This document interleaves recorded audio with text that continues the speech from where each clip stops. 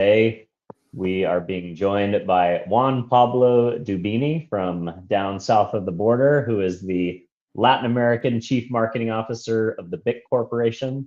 You know, that great company that we know for razor blades and pens and lighters and all those little things that we need to keep life moving along. He's also an experienced marketer at conglomerate CPG brands and beauty brands like Mondelēz and L'Oreal.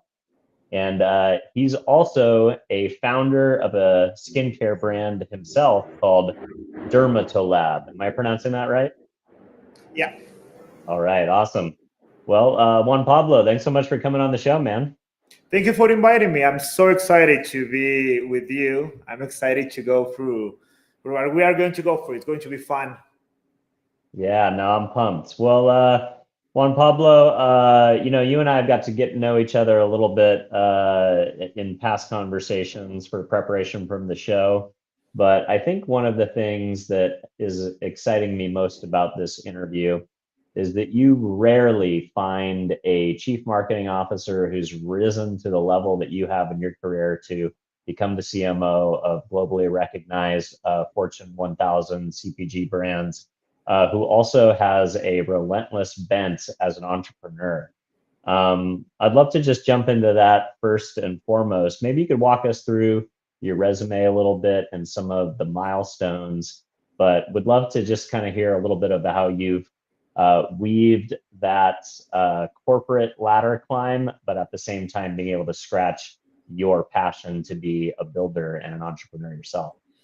So let me take you through a little bit, very fast, on my corporate career. That I think is not the boring part, but it's the part that normally there's a lot of CMOs out there. There's a lot of Juan Pablos out there. So basically, I'm Argentinian.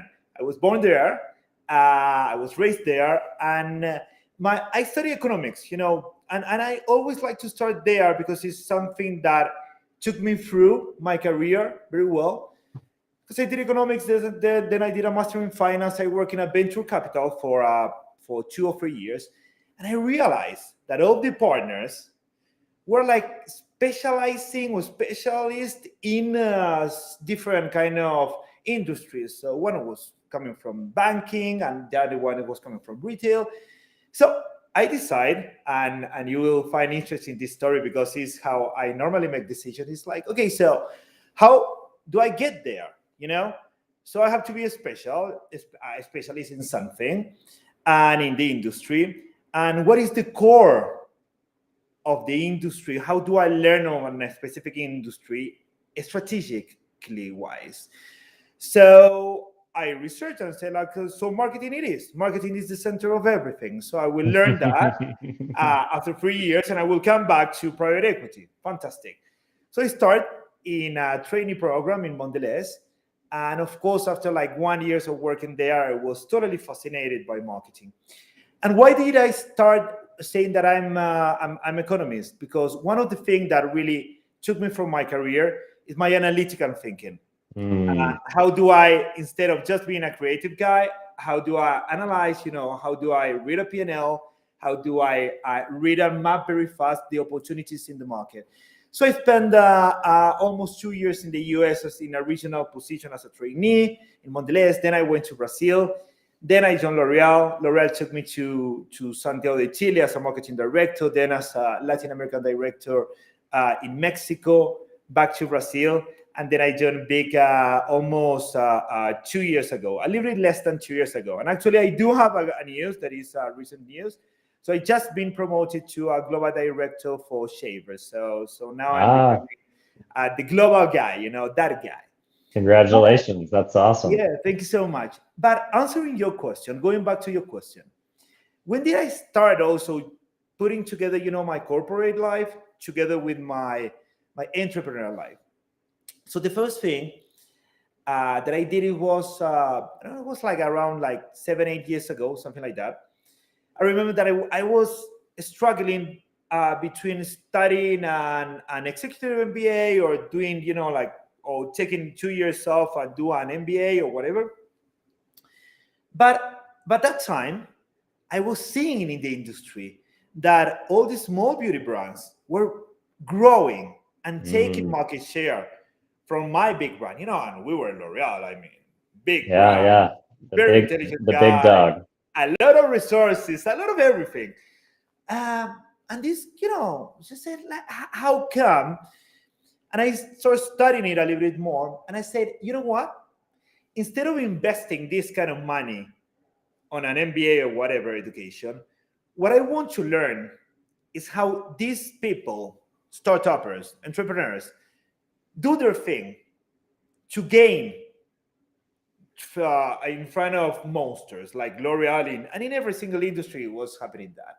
Yeah, So everybody was getting disrupted by these startup direct consumer brands that were either it was getting that big, time. growing market share, or they have to end up acquiring them to stay top of funnel, right? Was literally that time was the time of D2C were growing, and they were learning much faster and getting much closer to the consumer than the big brands.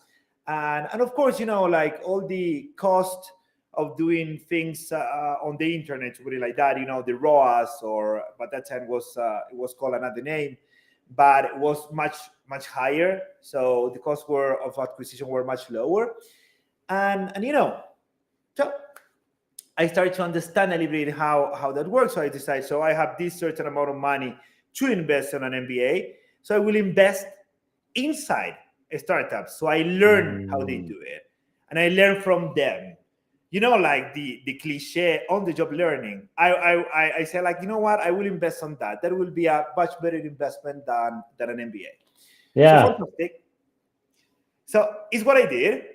So I invest in a couple of small startups, very small money. I started learning a lot. And the thing that I learned was about, like the people, the how they were willing to win, how deep they're going to their businesses, and the capabilities that they were building was more on the agility, on how to learn fast and fail forward and those kind of things. So I said, like, you know what? I will invest. I will be the co-founder of one startup. So I not just learn from seeing, I just learn from living it. And then is where I started. The first startup was my first entrepreneur was on publishing. Yeah, very different. And that was sold after 18 months. We were like the number one publisher for Forbes Mexico. And then, Wow. we went very fast. That was sold very fast also. And then I did kind of the same, but more into the digital world. So I started doing something that was called Beleza Lab, that was ratings and reviews in Brazil. And that we sold the technology, not the core of the business. We sold the technology because it was really good. The technology, we find the way of we just 50 reviews on a website, to put it like that, to rank the consumer products in the number one page in Google. So that was kind of a great technology to have. So we sold that. And with all that learnings, with everything that we had in terms of information from the consumer database, etc., on beauty, we had the number one database of beauty in Brazil. So with that insights, I decided to take 1 year off from L'Oreal and to found my own brand, in derma cosmetics. So basically, that is how I went through all the entrepreneurial thing. Yeah, no, I love it. And I think for so many of the marketers that are watching this show, I think we have a big audience of marketing executives, and then we have a big audience of entrepreneurs. Very rarely, I think you might be the only one who I've ever interviewed who has gone back and forth between corporate marketing roles inside of large Fortune 1000 organizations and then over to entrepreneurship. And I love the idea of instead of doing business school, you essentially just became an investor. And that was your way to essentially teach yourself the startup ecosystem. I think you probably had a different benefit as well, the fact that you started as a VC. So you probably had some degree of like understanding of what that landscape looked like. But I think this is a really great episode for people to watch. For those of you that are at home that are thinking about startup ideas and you're a corporate marketer, it's not a burn the boats scenario where you have to, leave your corporate marketing career completely behind you, burn the boats, do a startup, and then you can never go back to corporate America. Juan Pablo has proven, at least in the market that he's been involved in, and maybe we can talk a little bit on the cultural aspects of, is that a different, approach in Latin America? But he's very much proven that you can go back and forth between both worlds. I want to maybe just start with that question. Do you think there's something about the Latin American cultural markets and management ecosystem? Like, is it more appreciative of kind of side hustling and startup mentality and what skill sets you learn and bring back to the organization? Like, do you think the culture is different in corporate America and South America versus globally or in the US? Honestly, I don't know how is it in the US, so I will tell you how it's in Latin America, and then Mhm. we exchange, how is it in the US. For me, at the beginning, I was kind of afraid, to be honest with you, of telling everybody that I have like Mm. a side business. And one of the things, that I hide, it's not that I hide, I think hide is a very strong word, but I don't know. Maybe, Um, maybe you don't promote it. You're not hiding yeah, I it, but don't you're promote also it. you're not I, shouting I it from your always say personal that, brand. it's an omission. It's not not hiding. But because corporate world tends to think that if you are investing your time in other stuff, you are taking the time out of them.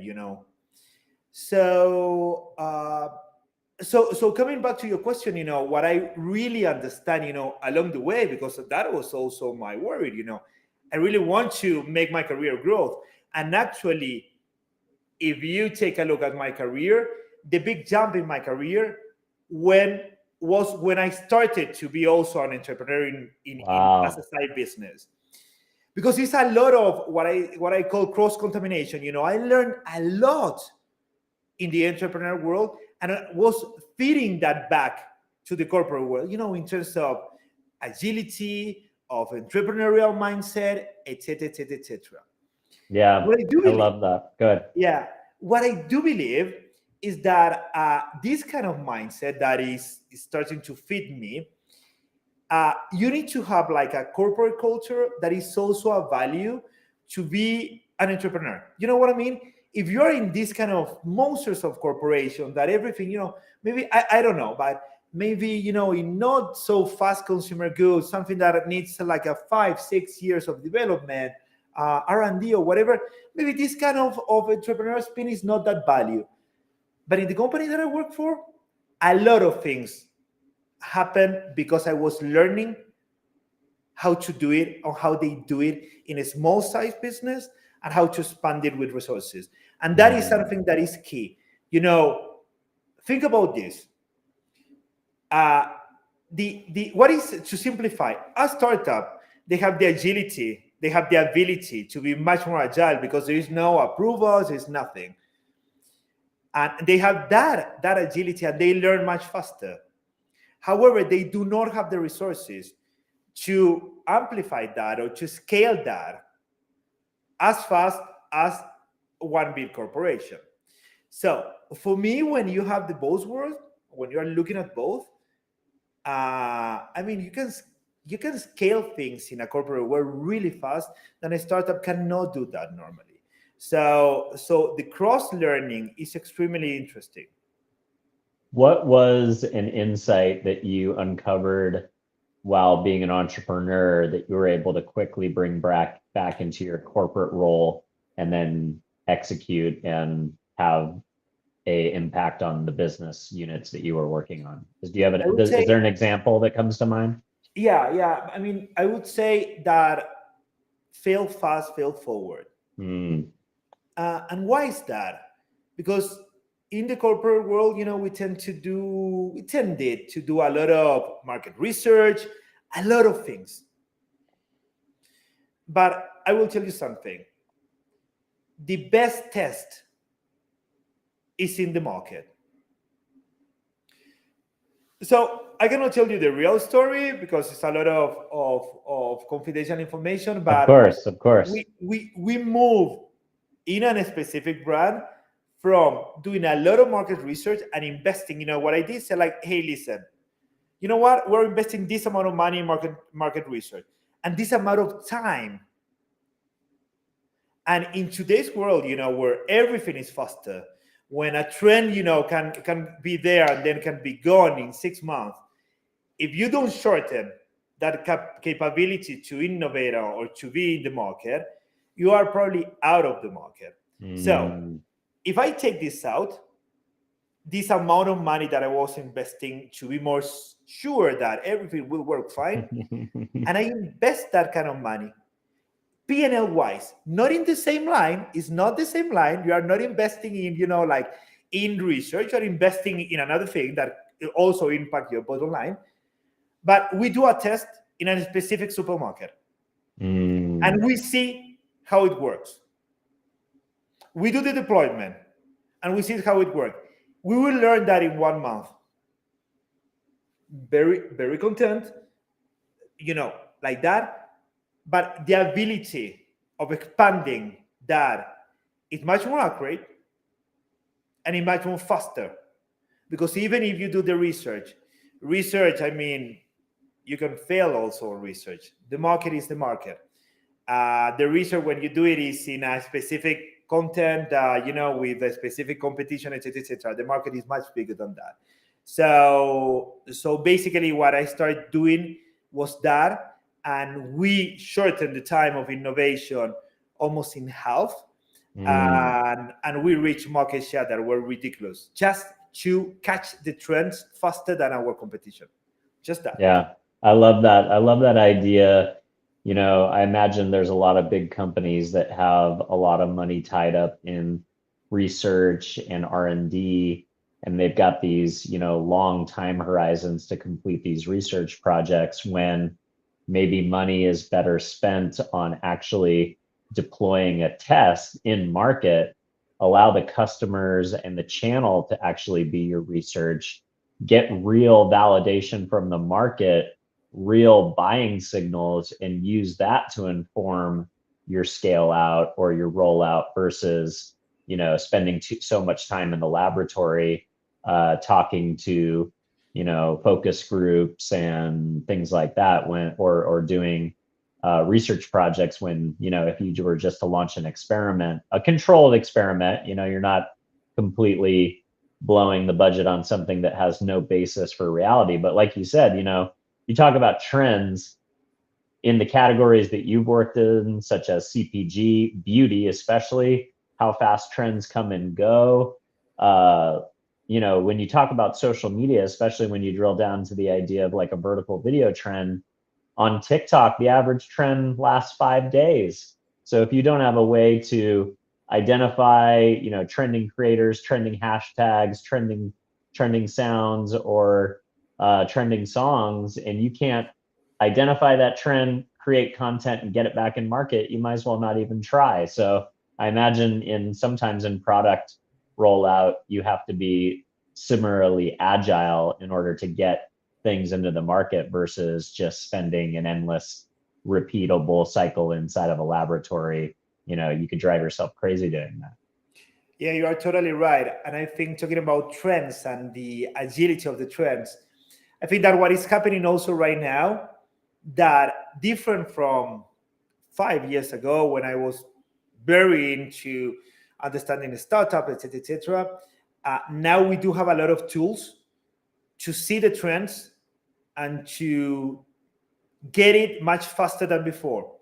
So today you have another layer of that. What I do believe is that before, as a big corporate company, I do have a lot of information of the market that small competitors didn't have. Like, call it however you want to call it, consumer research, etc., etc. Today, the access of the information is much easier and much cheaper. And the key thing is how you process that as fast as possible and how you apply that to the market. And I will tell you an example of what we do in the startup of Dermocosmetic.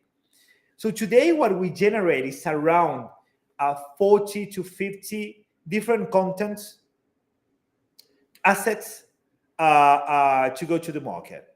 And how that works, like how we process that. How we process that is now we have a tool that is totally AI tool that is choosing, audience versus content, and is crossing that content, and is generating, our ROAS is increased exponentially, like we went from a ROAS of around 6, I would say, to a ROAS. Now we are reaching a ROAS of maybe last month, in Jan, we closed it with a ROAS of 11. Wow. So, and it's extremely high. But what happened that was really interesting for me is that I remember, like, I would say, like, around 1 year ago, a little bit less than 1 year ago, when I start pushing to get those kind of tools and to process information much faster, etc., etc. The guy that was doing the media performance, he looked at me and said, like, so am I going to be replaced?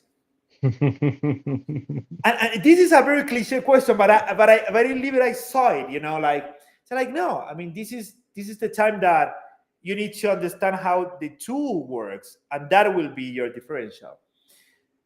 And 2 weeks ago, I was talking with him, and now he become an expert in the tool and how to read the AI things and how to do those kind of things.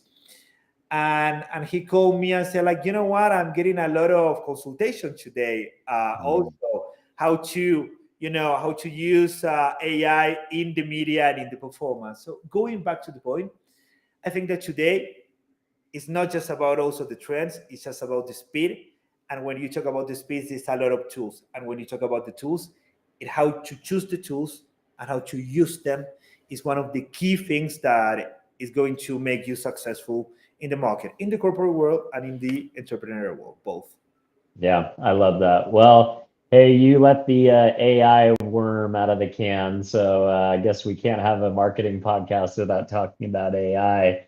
But I think you illustrated a really important story there, right? Frontline workforce, we have a knowledge economy of teammates and colleagues and coworkers, and people are either scared shitless about AI or they are very excited, right? I think there's usually people that fall on one or two spectrums of the AI arms race inside of corporate America. Yes, obviously, there are lots of ways to use AI for efficiency. Some efficiency creates downsizing opportunities. But, as a salesperson, at least from my side of things, as a business development person, what I've been most excited about AI is it allows me to spend less time trying to get conversations like this one set up where I can build a relationship and create thought leadership with a great leader like yourself.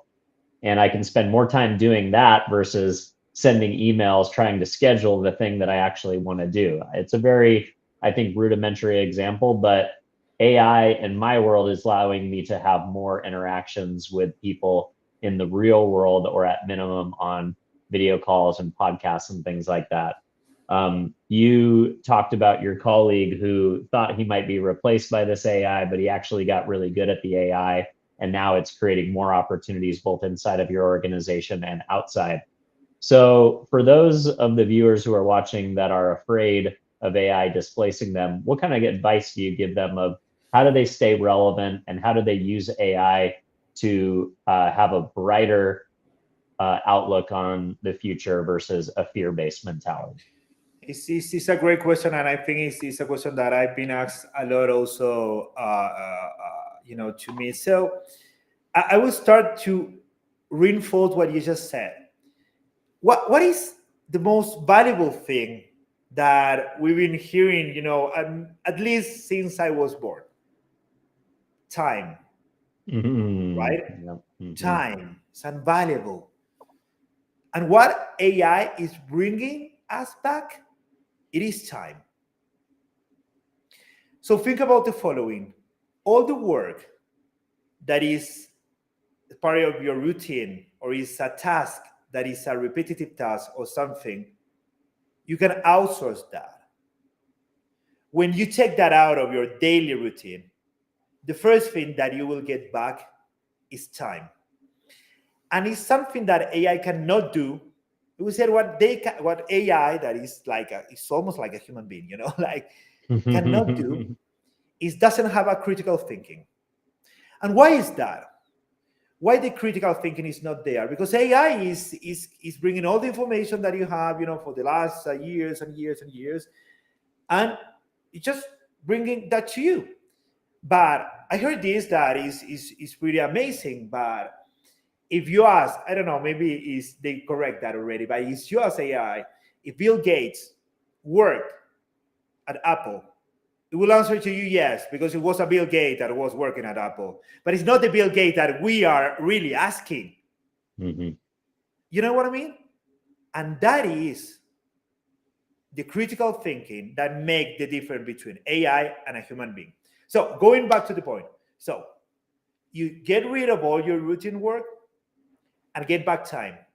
And when the time is back to you, what you are going to do is bring much more vision, much more strategy, much more human and consumer centricity that cannot be done by a tool. That is one thing. And the other thing that I would say is like, remember, and I will use another example. Remember that AI also comes with a lot of bias in terms of information in the past. So it's never 100% right. Again, it's the Bill Gates example.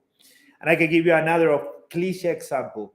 If you put as an audience, if you talk about, audience, and probably you heard about this. Okay, so men around 50 that lives in the UK, that live in a castle, that is rich and is very famous. You have the Prince Charles and Ozzy Osbourne. They are both the same, exactly the same. But again, an AI tool will just put it say, okay, so I'm targeting the same. But you have the criteria to say like, no, it's not the same. They're not the same. So now it's the context, like the data set is correct, but the context is wrong. Exactly. So what I'm saying all this, because it's not about being substitute. It's about understanding how the tool can work for me.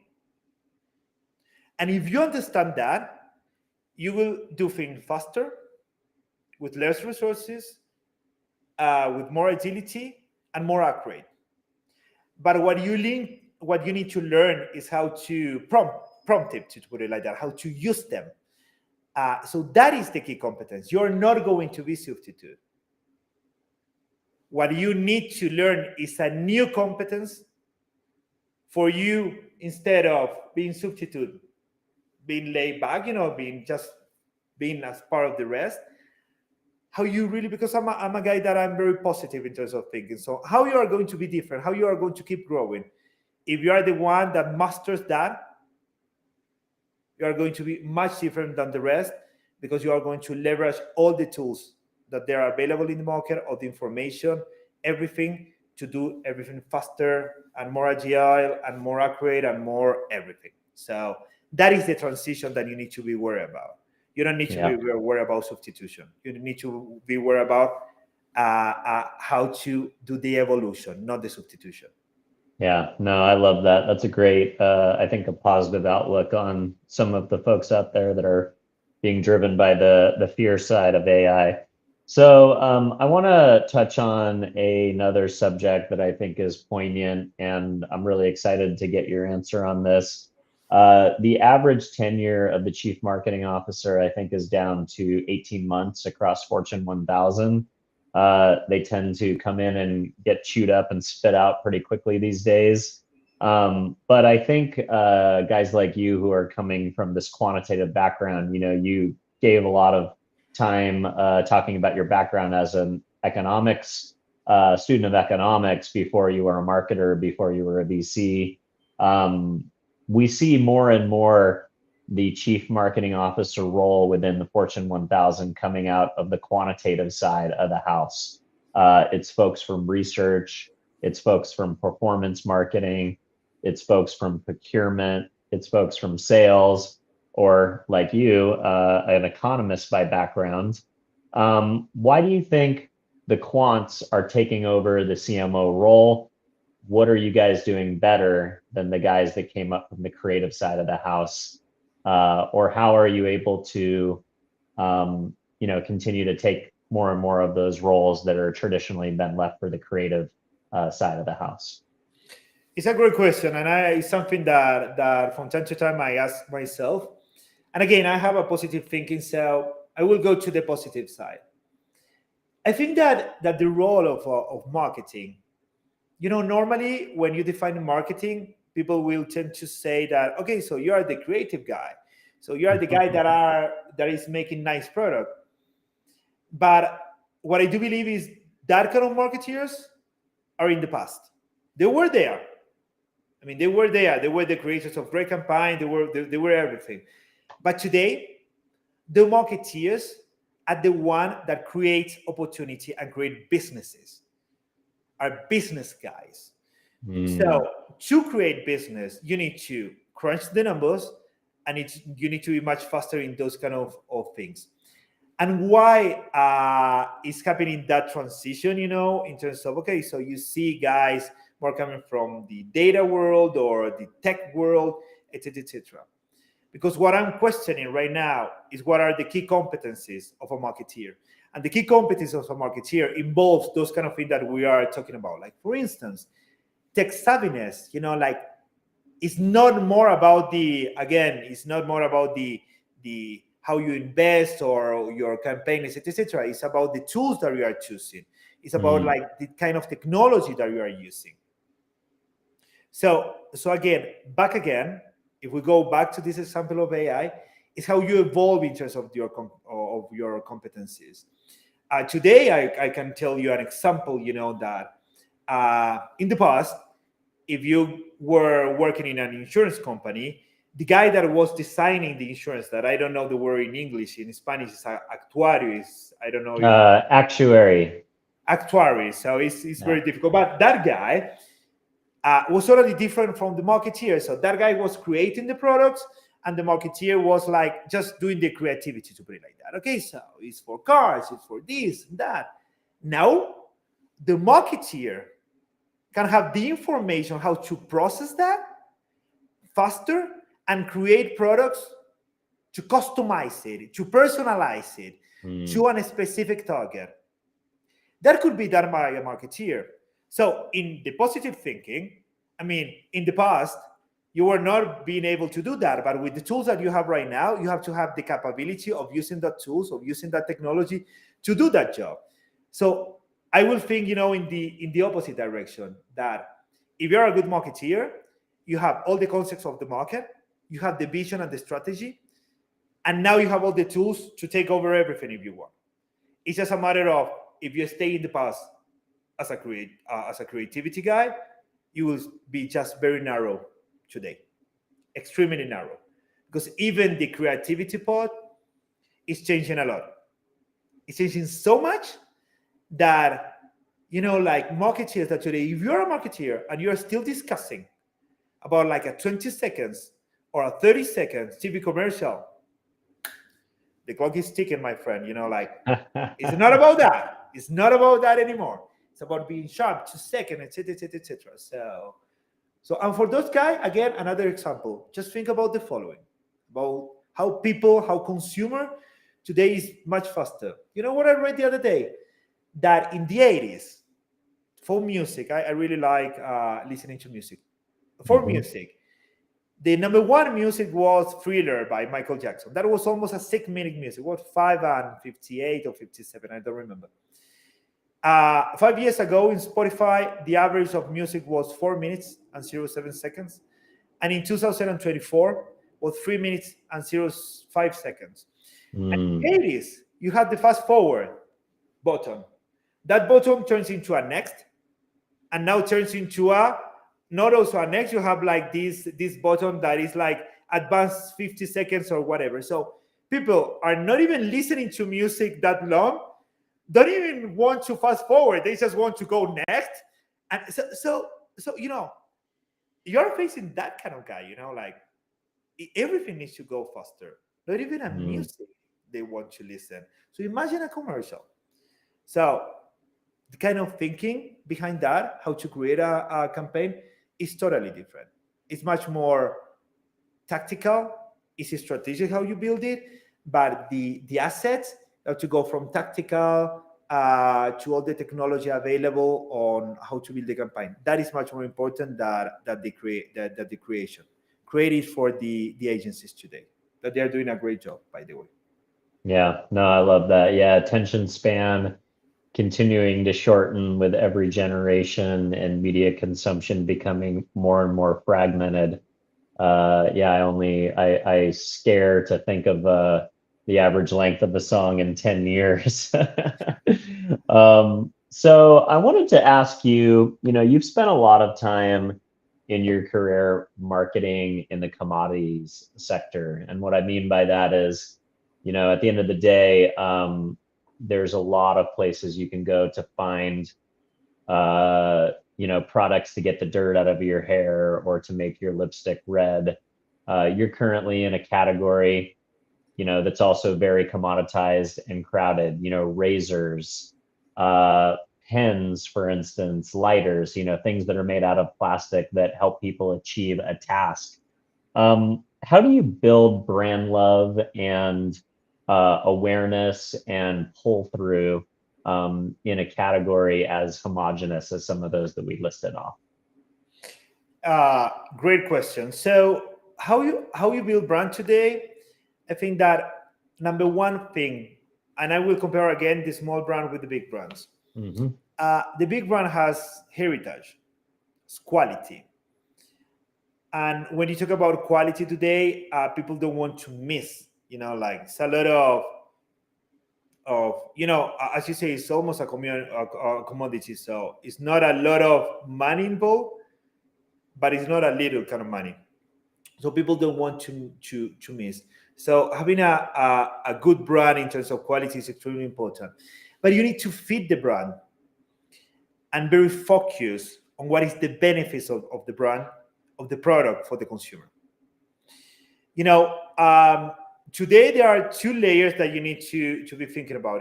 What your brand stands for, in terms of the message that you're passing, in terms of the values of the brand. It's like a human being, the brand. And also what is the benefits of the brand. People buy brands, first of all, because buy products, because they do something. They enter into the category because they are looking for a benefit. Nobody uh, goes and buy a razor because it's a beautiful razor to have in the restroom. They buy a razor to shave, full stop. And Yep. after that, they choose within the products available. So what you first need to understand and to pass the message is what your product is doing and what that is doing, if it is relevant for the consumer, and what is bringing different from the rest of of the products in the market. And that comes back to the commoditization. So how you build the brand is to be really connected with the consumers. So it's not just about building new products, it's about building new connections. And Mhm. that comes the question about building also not just connection, also communities. And I will tell you an example out of that. And I'm pretty obsessed, about how things are changing. If you think about it, and I will set an example about the beauty world. In the past, we started talking about, the technology or the quality of the product was coming from me telling you as a brand that I'm great. So I was selling, like this lipstick or whatever, or hair color, that I was saying, like, you know what? I have the greatest technology in the world. I create this with this molecule, etc., etc. But I'm industry telling you that you need to trust me. That was working. Then we needed, like an actress, a celebrity to say like, okay, I'm using this, so you should use that. So endorsement, but coming from a celebrity. Then it go down the ladder, and you needed like influencers to say like these real people to say that they were using it. That became so big that you have, big brands, Kendalls, and all the Kardashian brands, etc. But if you take a look right now, what it became is about a community. So you're building not just, you are not just following one influencer or one people or one nothing. Now you are just you need to be impacted with a lot of things. Like when people say like, I saw it on Instagram, it's not that I saw it in like just one post, it's in a couple of posts. So that is a community, and everybody is part of a community at some point in their life. Like I'm not talking about real communities, about like maybe it's a community that you don't even know. Like, so I do play a lot of sports. I'm a surfer guy, so I'm part of the community of surfing. And I'm also part of the community of running, but I'm also part of the community of CMO, and also part of different communities. So you need to tackle that, and you need to think about how to tackle also communities to bring credibility to your product. And your product needs to be part of that community. I don't know if that is clear. Yeah, no, I think it is. I think it is, you're right. Like at the end of the day, you've got a lot of options, for instance, on where to buy your roasted coffee, right? And there is a difference between good coffee and bad coffee, but that's about as much of a determination as I can make, good or bad. Lots of caffeine or not enough caffeine. Those are probably the two factors in which I can figure out, what's going on with coffee. But at the end of the day, I buy coffee from influencers who I want to support because I feel like I'm a part of the community and they're giving me something valuable every single night. So if I'm going to buy a commodity, which I can buy from anywhere, why not buy it from an influencer that adds value to my life multiple times per week? So I like where you're coming from with that idea of community. So on the topic, you also brought it up, the affinity components. You and I spent a lot of time connecting over our shared passion for surfing when we did our pre-call. In the research about you, I also learned that in addition to surfing, you're a world-class alpine skier. You do Ironmans, you do races. You are an extreme human being when it comes to sports and athletics, and you put yourself in situations that you're pushing yourself at the edge of what the human body can do from a physical fitness perspective. What has enduro athleticism specifically what has it done as a preparation for your mind, helping you with your creative process? What have you brought in from enduro sports that you bring into the business world as you train for these extreme competitions and things that you do in the sports world? Well, I'm a big fan of sports. So when you start talking about sports, I also get a little bit excited. I think that I would say this is a word that is coming now. Well, now in the last couple of months or years, that is dopamine. I think that I'm addicted to dopamine. I read just one book about it, but when I read it, it's like, okay, I'm that. I'm that guy. And dopamine, for those who doesn't know, is I just read one book, so I don't want to get into detail, but it's what your brain generates when you see something for the first time, when you live something for the first time.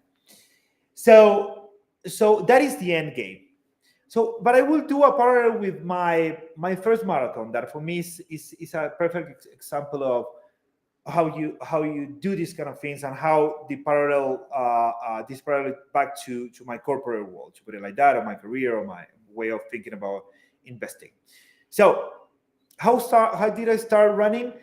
First of all, the first run that I did was a full marathon, was the New York Marathon. I was living in Miami by that time, and I didn't even run 5 miles, 5 kilometers, or whatever, nothing. But I remember that I saw the Miami Marathon and I decided to run a marathon out of seeing the people, going through so much extreme emotions or feelings at the finish line.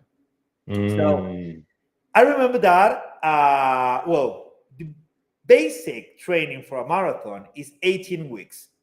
You have to do that 18 weeks and you will run a marathon for sure. But what I learned out of that, if you think about it, 18 weeks is about training and planning. Because at the end of the day, to really train for those 18 weeks, you cannot do a lot of traveling. You cannot go in vacation for 2 weeks, or maybe if you go on vacation, you need to plan where you're going and if you are going to be able to train, etc., etc. But during the training, you never run the full extension of the marathon. Marathon is 42 kilometers. Mm-hmm. And in the training, you run up to 36 kilometers. So it's way below. And when you're running in, I used to run in a golf course, like going around and around and around. But when you go to the reality, it's totally different. So I learned actually that, planning, having a routine, having your rituals to create that routines, to repeat that routine, training your body to do that, and it's going to be one day that is going to become reality. And when it becomes reality, you need to understand that a couple of different things will happen, but you know that your body is ready for that, and you will make it happen. And what really happened, is that when I started running the real marathon, there was much more people than in the golf courts, and it was more ups and downs and everything.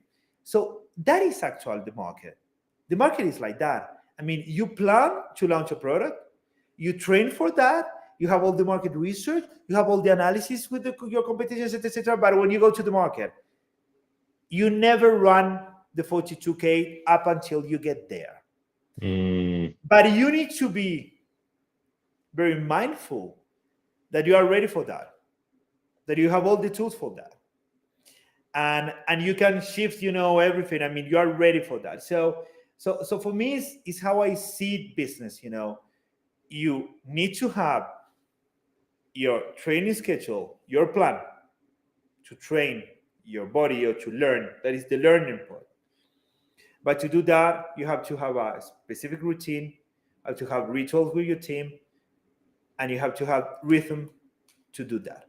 So it's what I call the 3 R's. It's not created by me. It's by a really successful guy in Brazil that they say rutina, ritual, y ritmo. That is a routine, a ritual, and rhythm.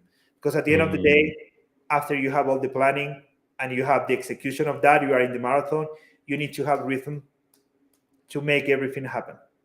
You cannot leave nothing by chance. You need to have that rhythm to make all the thing happens.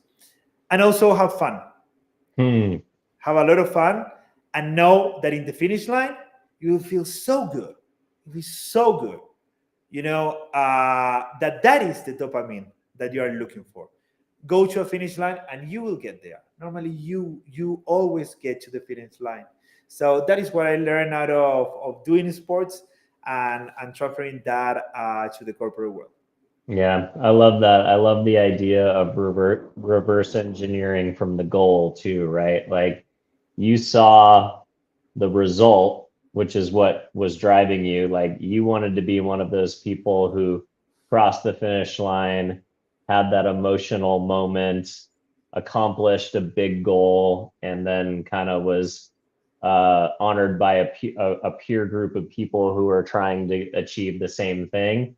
And then from there, you reverse engineered how do you have to get there, whether it's the 18 weeks of training, whether it's the proper nutrition, whether it's having the right team and coaches around, the right equipment, whether it's the golf cart, the shoes, the athletic wear, whatever.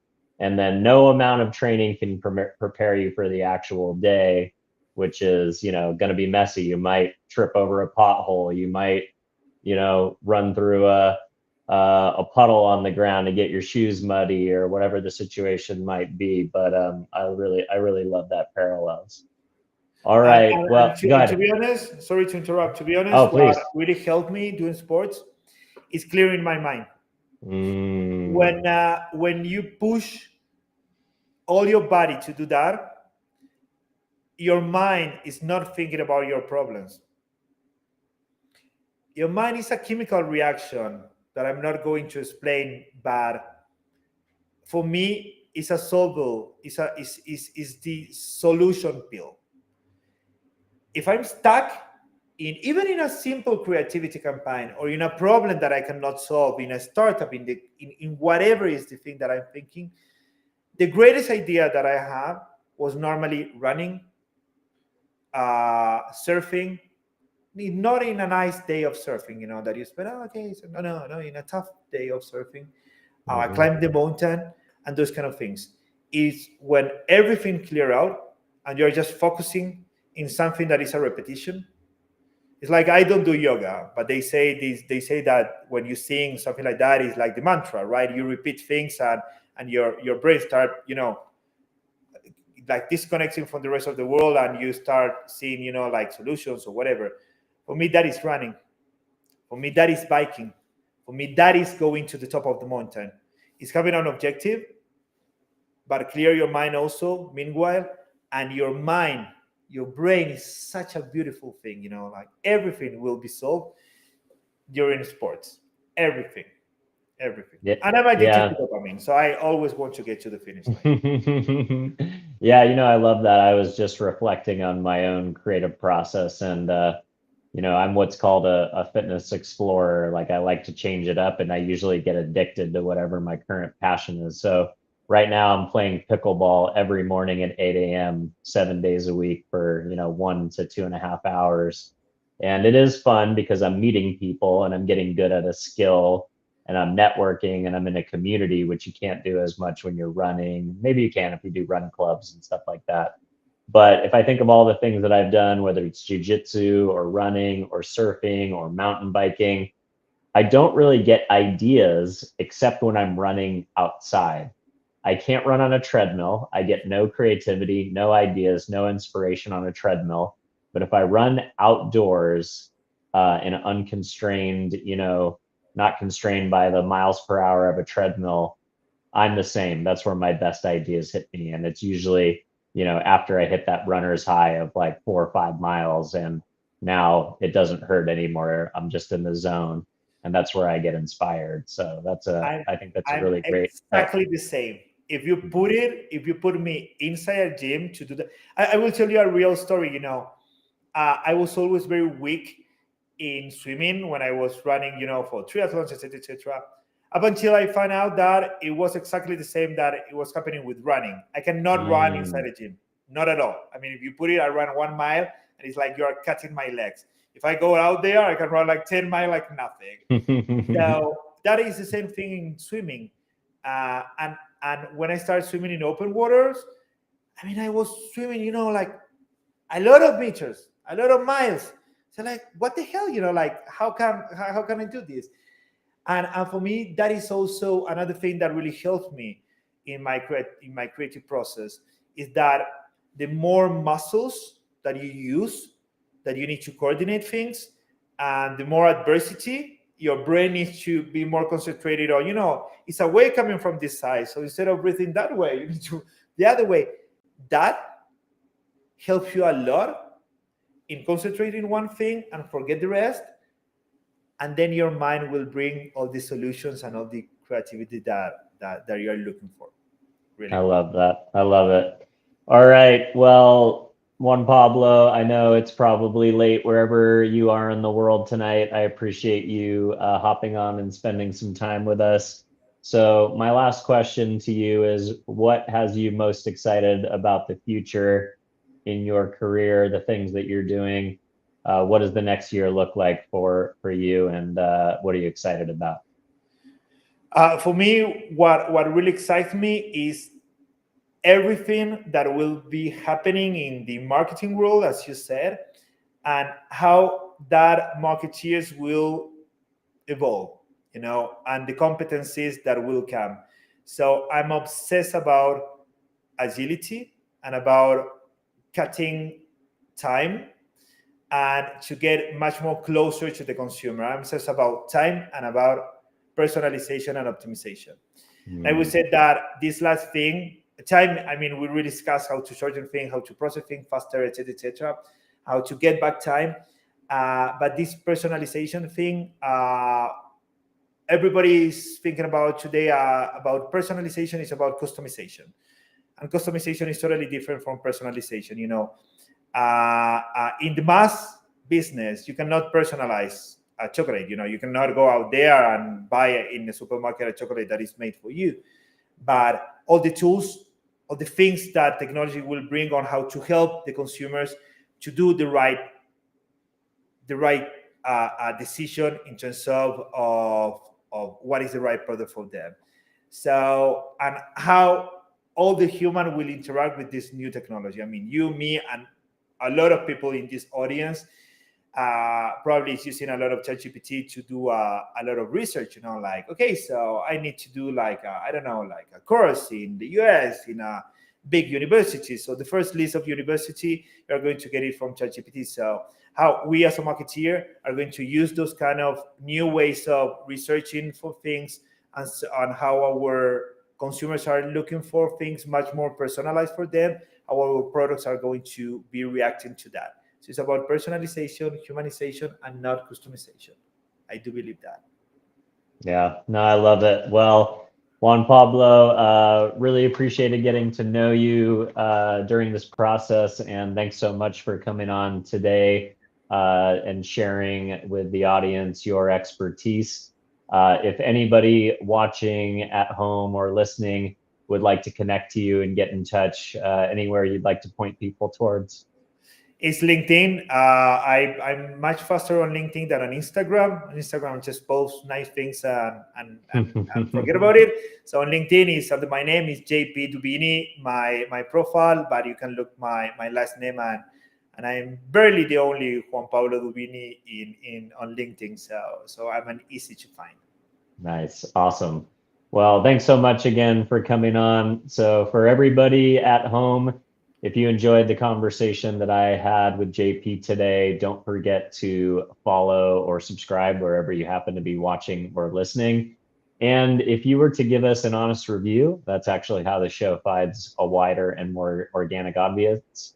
And if you have somebody out there in the brand marketing world, somebody who's chipping away at the old salt mine in the CPG world and is looking to get an edge and get some advice on their career, and for this show specifically, if you're a marketer and you've got an idea for a startup and you don't want to go spend money on an MBA or sign up for another 4 to 6 years with your employer and go to MBA school, maybe you should take a lesson from JP's playbook and go write some angel checks and get in the field and roll up your sleeves and put all that knowledge that you have to work and skill up by becoming an investor and entrepreneur.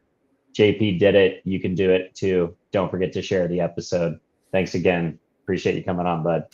Thank you so much.